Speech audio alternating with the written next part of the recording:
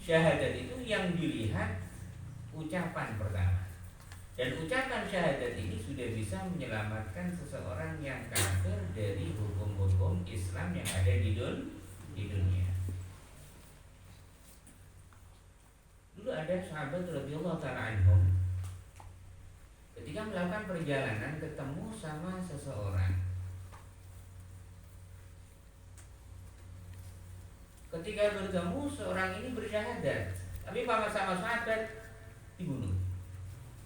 Lasta mu'minah, kata sahabat, kamu bersyahadat, tidak beriman, kamu bersyahadat hanya kepingin selamat dari ancaman pembunuh.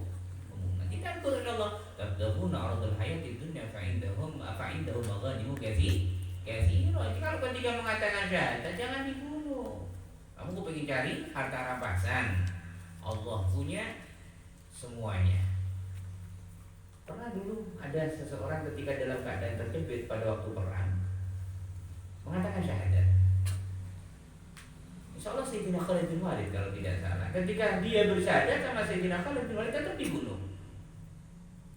Rasulullah marah sampai ketika Sayyidina Khalid berdalil, ya Rasul, dia mengatakan syahadat bukan karena beriman. Dia mengatakan syahadat tidak karena percaya kepada Engkau dan Allah, hanya takut untuk dibunuh. Bagaimana Nabi Muhammad menjawab? Apakah engkau telah membelah dadanya kemudian kamu tahu kalau dia benar-benar tidak beriman? Makanya siapapun yang berucap syahadat, kita harus mengatakan dia itu orang muslim, walaupun mungkin hatinya tidak beriman. Nahnu nahkum bil zahir, kita menghukumi yang zahir-zahir kan. Coba saya mau tanya sama kamu, ketika orang mengatakan asyhadu an la ilaha illallah wa asyhadu anna muhammadan rasulullah, kamu tahu hatinya tidak beriman? Kan tidak. Tapi yang kamu lihat, yang kamu pandang, dia sudah bersyahadat. Paham ya? An la ilaha illallah, tidak ada Tuhan, ay la ma'budu bihaqqin mawjud illallah, tidak ada Tuhan yang layak disembah kecuali Allah wahdahu yang esa. Kalau ada orang menyembah berhala, maka itu bukan penyembahan yang benar. Ya, kalau secara logika berhala itu kan tidak bisa menyelamatkan dirinya sendiri, tidak bisa memberikan manfaat kepada dirinya sendiri. Bagaimana mungkin bisa memberikan manfaat kepada orang lain? Ata'buduna ma la yamliku lakum darran wa la naf'ah. Apakah kamu akan menyembah sesuatu yang tidak bermanfaat, juga tidak bisa memberikan tidak memberikan manfaat dan juga tidak bisa menolak bahaya? Kalau kamu menyembah sesuatu yang tidak manfaat, juga tidak bisa menolak bahaya, berarti kamu bodoh. Makanya yang layak disembah hanya Allah. Ada orang menyembah matahari, alasannya matahari memberikan manfaat. Kalau matahari bisa memberikan manfaat, coba kamu ya, matahari itu tidak bisa menolak bahaya pada dirinya sendiri. Contohnya apa? Terjadi gerhana. Bagaimana mungkin bisa dikatakan Tuhan kalau menolak bahaya pada dirinya sendiri? Tidak bisa.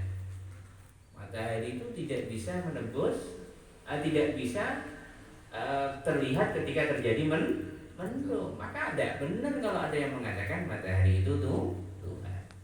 La ma'budu bihaqqin illallah, yang layak disembah hanya Allah. Selain Allah tidak layak untuk disembah. Wahdahu, Allah Maha Esa. Ada orang yang tanya, kita kan tidak mungkin melihat Allah ya. Di dunia itu tidak mungkin melihat Allah. Yang bisa melihat hanya Sayyidina Muhammad sallallahu alaihi wasallam. Jangankan manusia biasa, Nabi Musa saja tidak mampu untuk memandang Allah ketika ada di dunia. Nabi Musa hanya wa kallamallahu Musa taklima. Nabi Musa itu hanya berkomunikasi, berdialog dengan Allah Subhanahu wa ta'ala. Falamma tajalla rabbuhu lil jabali ja'alahu dakka wa kharra Musa sa'iqa. Ketika Allah menampakkan tajallinya kepada Nabi Musa semaput. Kenapa? Tidak mampu memandang Allah. Maka tidak mungkin seseorang melihat Allah secara nyata. Yang bisa hanya dalam mimpi. Kalau ada yang bertanya, kita kan tidak mungkin melihat Allah, dan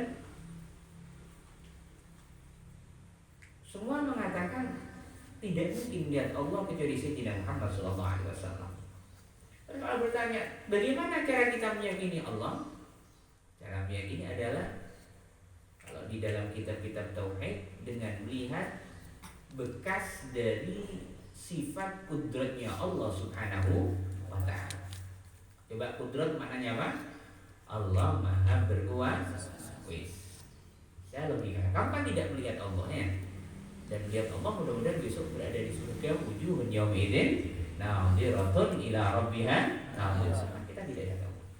Seorang yang mempercayai adanya sesuatu tidak harus melihat. Tidak harus melihat. Coba saya mau tanya, kalau seandainya ini kan bangunannya, saya mengatakan rumah ini tidak ada yang bangun, musola ini tidak ada yang membangun, kamu percaya?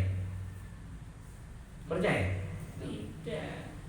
Kemudian ada kotoran kambing. Walaupun kamu tidak melihat kambing, hati kamu, pikiran kamu mengatakan, oh pasti ada kambing. Paham?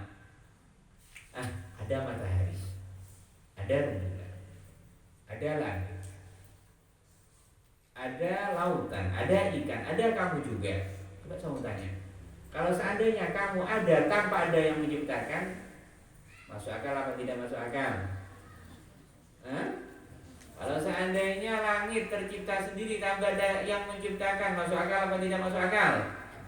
Maka di dalam kitab-kitab tauhid dikatakan kita iman kepada Allah itu pertama dalil akli. Apa dalil akli itu? La yusaddiqul aqlu bi'adamihi, ya. Akal tidak mempercayai kalau tidak ada. Makanya kalau ada komunis mengatakan Tuhan itu tidak ada, itu mustahil. Kenapa? Bagaimana mungkin ada matahari tanpa ada yang menciptakan? Ya? Bagaimana mungkin ada rembulan tanpa ada yang menciptakan? Bagaimana mungkin ada planet tanpa ada yang menciptakan? Bagaimana mungkin ada galaksi tanpa ada yang menciptakan? Maka wujudnya alam ini adalah dalil pasti tentang wujudnya Allah Subhanahu wa ta'ala. Paham ya? Maka kalau ada yang mengatakan aku tidak percaya sama Allah, kenapa? Aku tidak pernah melihat. Itu sama ada orang yang mengatakan kalau di hadapan dia ada bangunan, aku tidak percaya, tidak ada yang bangun. Pasti aku percaya. Kalau aku tidak percaya kalau ada yang membangun. Terus ya ada dia sendiri. Berarti bodoh. Ada orang kemudian di depannya ada kotoran kambing, dia mengatakan mustahil ada kambing. Loh, terus kalau tidak ada, kalau seandainya tidak ada kambing, apa mungkin ada kotoran kambing? Tidak mau. Komunis seperti itu. Dia tidak menggunakan akal. Di samping dalil akal juga dalil nakli, dalil hadis sama dalil Al-Qur'an. Allahu la ilaha illa huwal hayyul qayyum, ya. Maka kita wajib percaya tidak ada zat yang layak disembah di dalam wujud ini kecuali Allah wahdahu yang maha esa, ya. Allah yang maha esa. Kalau apa? Esa ini kalau di dalam ilmu tauhid, Allah sendirian, la syarika, tidak ada sekutu bagi Allah. Sudah ya? Ada di sana kata dijelaskan, wa fi la ilaha illallah minal asrar wal ajaib ma la yuhsa. La ilaha illallah ini satu lafaz yang mempunyai rahasia-rahasia dan keutamaan yang begitu luar biasa. Coba satu gambaran dosa yang paling besar itu dosa kekufuran. Paling besar itu dosa kekafiran. Dosa kekafiran yang paling besar itu bisa hangus dengan mengatakan asyhadu an la ilaha illallah. Qul lil ladzina kafaru iyantahu yufar lahum ma qad salaf. Katakan kepada orang-orang yang kafir jika mereka berhenti dari kekufuran. Bagaimana cara berhenti dari kekufuran? Dengan bersyahadat, maka yufar lahum ma qad salaf, semua dosa-dosanya akan diampuni.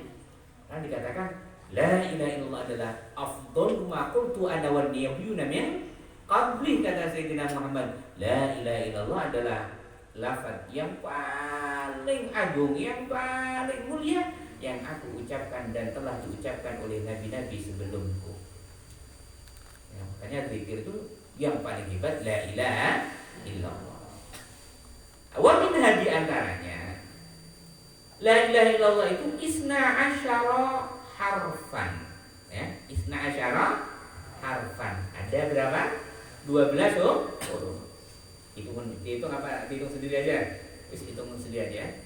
Ada 12 huruf. Minha arba'atun huruf, dari 12 huruf itu ada 4 yang paling agung. Apa? Allah. Makanya kan kemarin dikatakan Allah ini lafaz jalalah. Itu persis dengan apa bulan? Inna iddatash syuhuri 'indallahi isna asyara syahran. Ya, sampai minha arba'atun huruf. La ilaha illallah ada 12 lafaz, persis dengan bulan ada 12 bulan. Di dalam la ilaha illallah ada lafaz yang paling mulia yaitu Allah, ya. Alif, lam sama ha.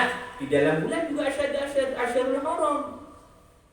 Di antaranya bulan kemarin yaitu bulan Rajab.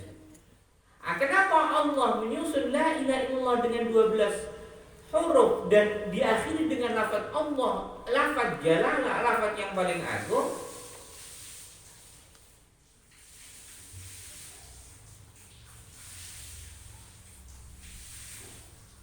Dikatakan di sini kasyuhuri sana fatukaffiru an qailiha mukhlishan dunubasa. Jadi kalau kita ikhlas mengatakan la ilaha illallah, ikhlas, ya, ikhlas, maka dosa kita setahun diampuni oleh Allah Subhanahu wa ta'ala.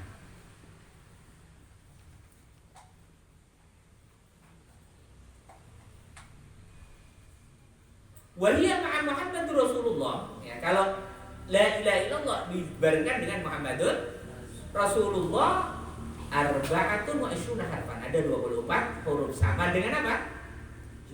Jam. Ya, sama dengan jam. Oleh karenanya fatukaffaru atau fatukaffiru dunuba arba'in wa ishrina sanah wa hiya dunubul yawmul laila kama ruya an ba'dis salaf. Ya. Kalau kita mengatakan asyhadu an la ilaha illallah wa asyhadu anna Muhammadan Rasulullah, la ilaha illallah Muhammadun Rasulullah, maka dosa selama 24 jam dihapus oleh Allah Subhanahu wa ta'ala. Kita di dalam sholat wajib untuk bersyahadat asyhadu an la ilaha illallah wa asyhadu anna Muhammadan Rasulullah. Dengan syahadat itu dosa kita diampuni oleh Allah Subhanahu wa ta'ala. Adalah di dalam faedah la ilaha illallah. Pada waktu seorang berada di mauqif ketika dihisab oleh Allah Subhanahu wa ta'ala, catatan-catatan dosanya begitu banyak sekali.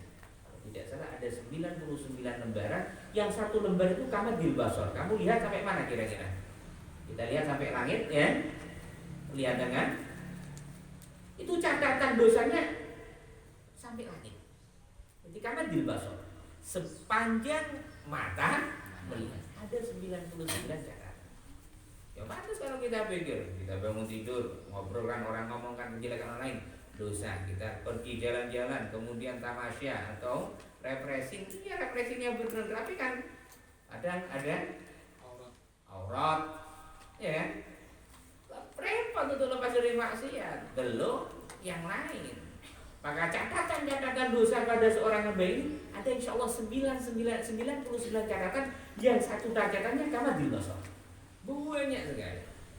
Ya, banyak sekali. Ya, namanya catatan kemaksiatan yang begitu banyak ditaruh fi kifatil sayyi'at yang kecil. Banyakan apa? Dosa daripada ibadah. Ketika la bitaqah yang bertuliskan la ilaha illallah yang dulu pernah diucapkan di dunia ditaruh fi kifatil hasanah, di neraca timbangan yang baik itu gejlok. Satu la ilaha illallah mengalahkan 99 lembaran yang begitu panjang, begitu banyak. Kaget orangnya. Kok bisa? Satu catatan yang kecil bisa mengalahkan. Kenapa?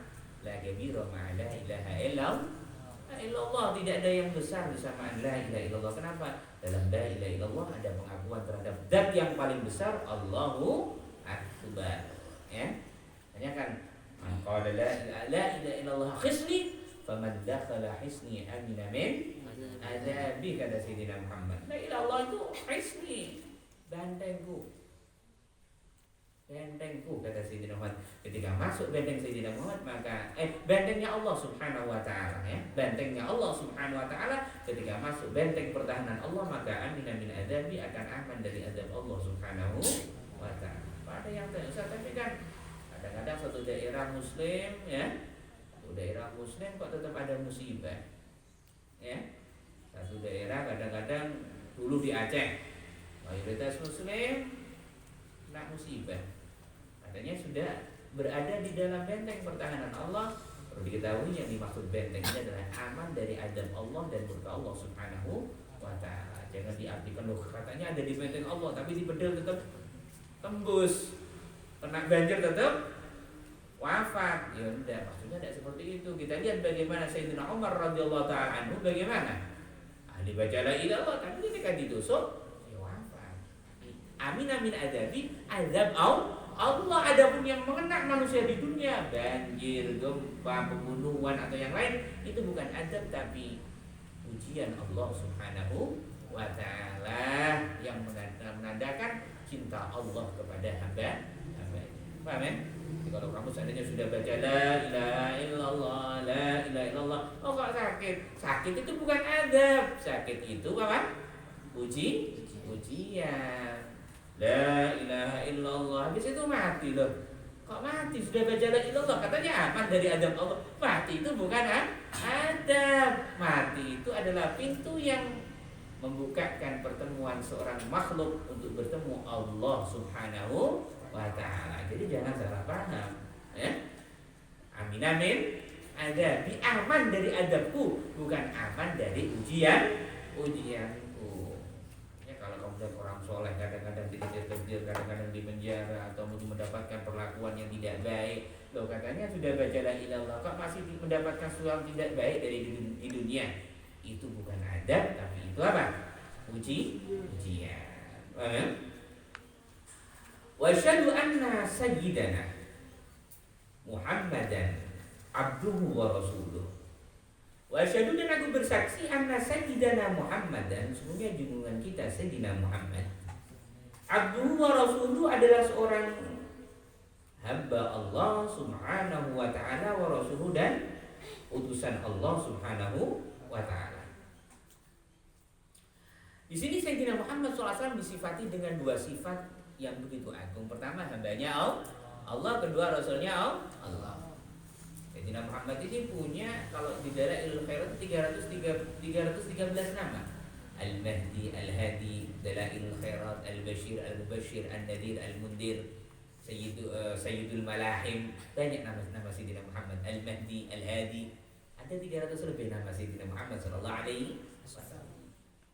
Tapi rata-rata kalau kamu baca kitab mesti abduhu wa rasuluh. Kenapa?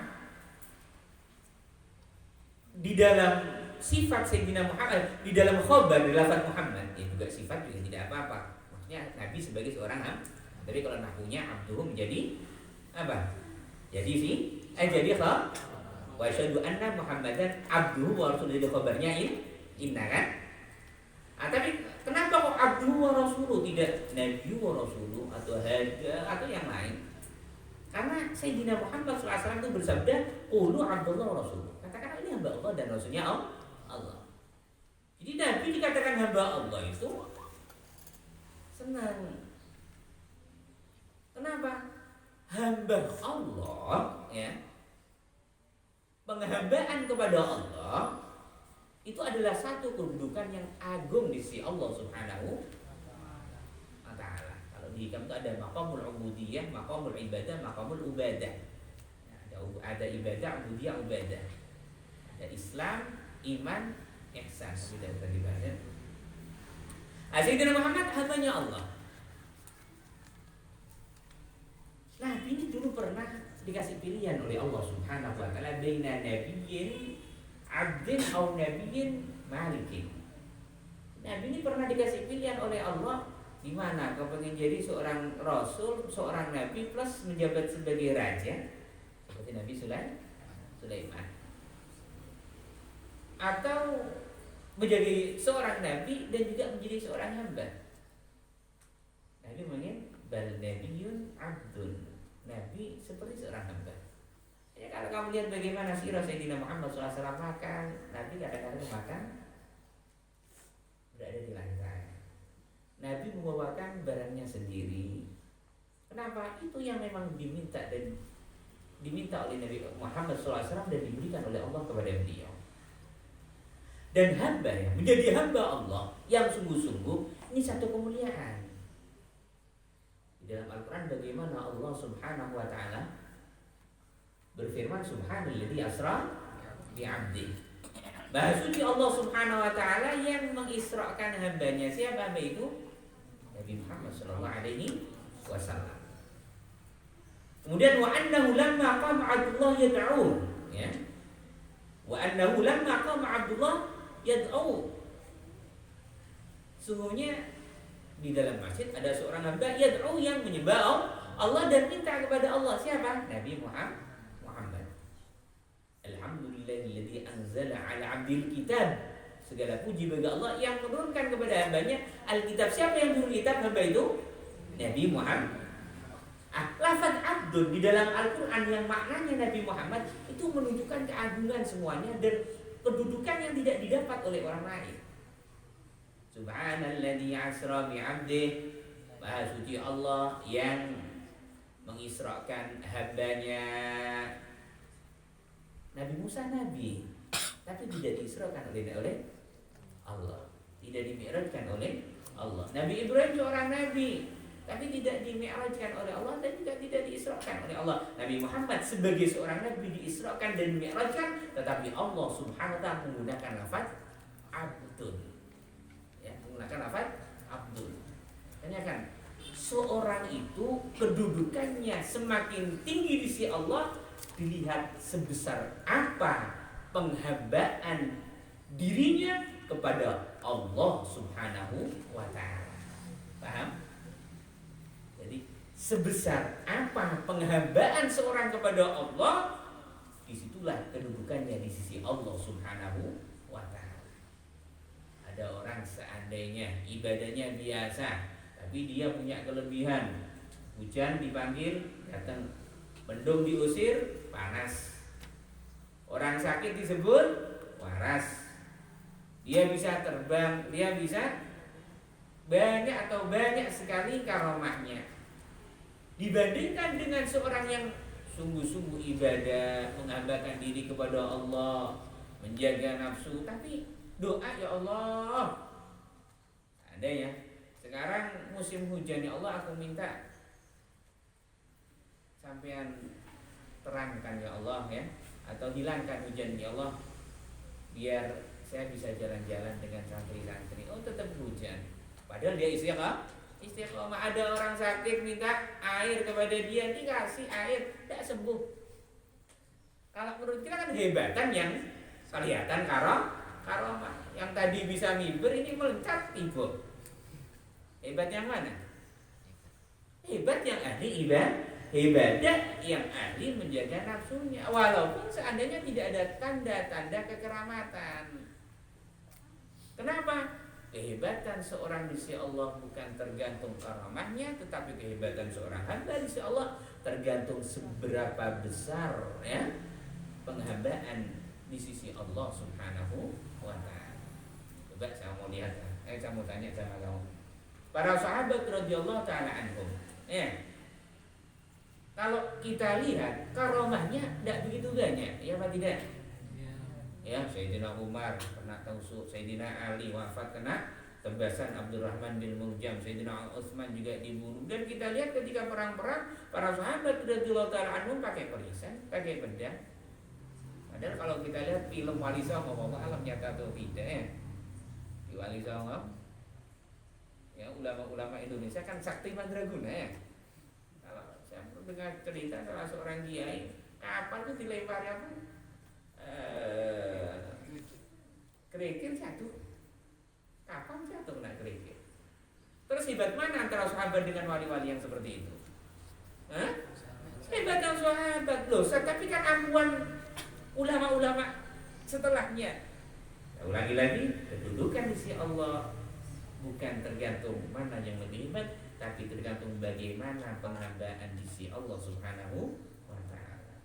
Semakin menghambakan diri, maka akan semakin tinggi kedudukannya di sisi Allah Subhanahu wa ta'ala. Beliau lagi ke Abdul Qadir bin Ahmad ya. Abdul Qadir bin Ahmad ini seorang wali, kutub. Ya, gurunya Habib Umar, gurunya Ustaz Taufik. Sana hampir semua habaib-habaib dan banyak wali-wali menjadi adalah murid dari beliau. Habib Abdul Qadir bin Ahmad ini punya abah namanya Habib Ahmad bin Abdurrahman Asgaf, juga wali kutub. Dikisahkan ya, ketika beliau Al-Habib Ahmad bin Abdurrahman sudah berumur tua, beliau tetap istiqomah menjalankan apa-apa yang beliau lakukan ketika dia masih kuat. Rasanya bersedekah. Ketika malam, beliau biasa sedekah, beliau sedekah. Bawa satu mangkok atau yang lain, atau mangkoknya untuk bersedekah ya, dan dibawa. Ya namanya sudah tertua beliau, wallahu alam apa tidak kelihatan, saat itu ada parit, ada cegelongan, jatuh